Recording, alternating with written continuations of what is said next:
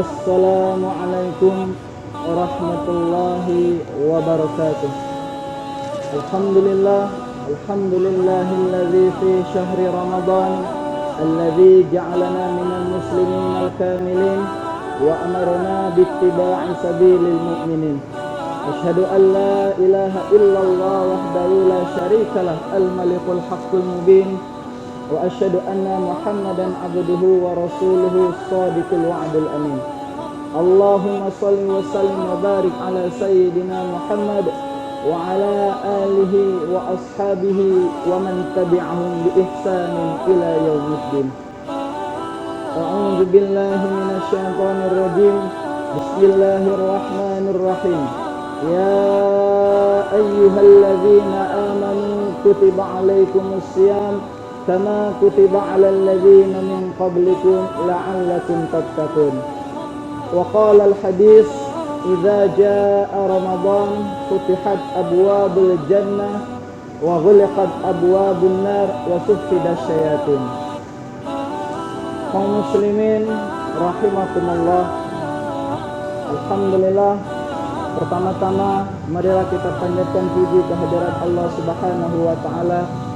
Berkah rahmat dan hidayahnya kita masih dapat menjalankan perintah ibadah puasa di bulan suci Ramadan tahun ini. Salawat dan salam marilah kita haturkan kepada junjungan Nabi besar Muhammad sallallahu alaihi wasallam. Berkat perjuangan beliaulah kita dapat merasakan indahnya Islam dan imannya iman sampai saat ini. Kaum muslimin rahimakumullah. Menurut Abdul Aziz As-Sadahan dalam bukunya, ada beberapa golongan manusia di bulan suci Ramadan. Golongan pertama yaitu para perindu Ramadan. Para perindu Ramadan laksana menyambut seorang kekasih dengan datangnya bulan Ramadan. Golongan pertama ini adalah mereka merindukan Ramadan dengan kesabaran yang sangat penuh. Mereka melaksanakan ibadah puasa dengan sungguh-sungguh. Mereka melaksanakan ibadah bulan suci Ramadan dengan berbagai macam kegiatan ibadah seperti sholat, tarawih, qiyamul lail, tadarus Al-Quran, dan berbagai macam ibadah-ibadah yang lainnya.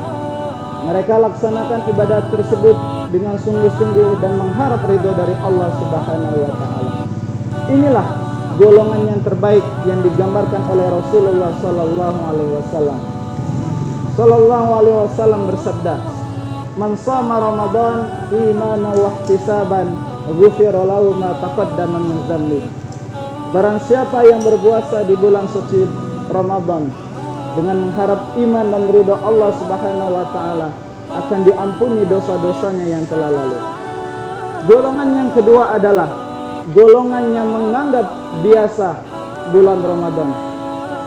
Saat bulan Ramadan tiba, golongan tersebut biasa saja dalam menyambut datangnya bulan Ramadan.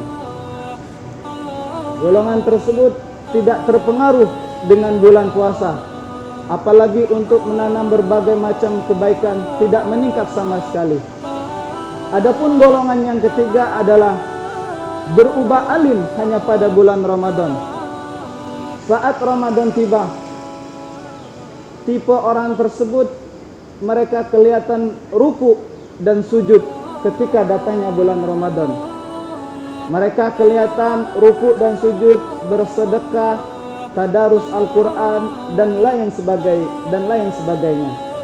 Tapi setelah Ramadan usai, mereka kembali seperti semula, melakukan maksiat dan dosa seperti sedia kala. Imam Ahmad dan Fudail bin Iyad menyinggung orang-orang seperti ini dan berkata, seburuk-buruk kaum adalah orang yang hanya mengenal Allah pada bulan Ramadan saja. Golongan keempat hanya menahan lapar dan dahaga. Golongan yang semacam ini mereka hanya menahan perut dari makanan dan minuman. Mereka tidak menghiraukan dari perkataan dusta, menggunjing, memfitnah, dan lain sebagainya. Rasulullah sallallahu alaihi wasallam telah bersabda, "Kamil shaim laisa lahu min siyami illa al-ju'i wal atas." Betapa banyak orang yang berpuasa di bulan Ramadan hanya mendapatkan lapar dan dahaga. Hadis riwayat Ahmad. Makanya di dalam hadis tersebut memperingatkan kepada kita supaya ibadah puasa kita bernilai ibadah di sisi Allah. Makanya kita menjauhi sifat-sifat yang dilarang seperti berdusta, menggunjing orang lain, dan lain sebagainya. Adapun golongan yang kelima adalah mereka tidak memanfaatkan datangnya bulan Ramadan. Golongan ini hanya sibuk tidur di siang hari dan mereka melakukan begadang pada malam hari. Pada siang hari mereka tidak disibukkan dengan berzikir, tadarus Al-Quran, dan lain sebagainya. Adapun golongan keenam adalah tetap maksiat walaupun di bulan Ramadan. Golongan ini adalah golongan yang paling terburuk.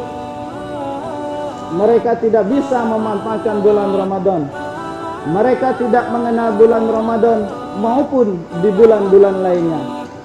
Mereka sengaja meninggalkan ibadah puasa dan sholat walaupun dalam keadaan sadar.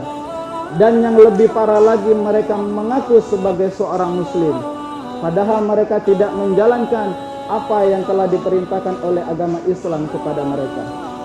Kaum muslimin rahimakumullah. Maka dari itu kitalah yang dapat melihat dari beberapa golongan di atas. Golongan pertama adalah golongan terbaik yang digambarkan oleh Rasulullah sallallahu alaihi wasallam. Sedangkan golongan yang terakhir adalah golongan yang paling terburuk. Maka dari itu kita sebagai orang yang beriman dan bertakwa kepada Allah Subhanahu wa taala dapat memahami tentang hakikat bulan suci Ramadan dan kemuliaan-kemuliaan yang ada di dalamnya.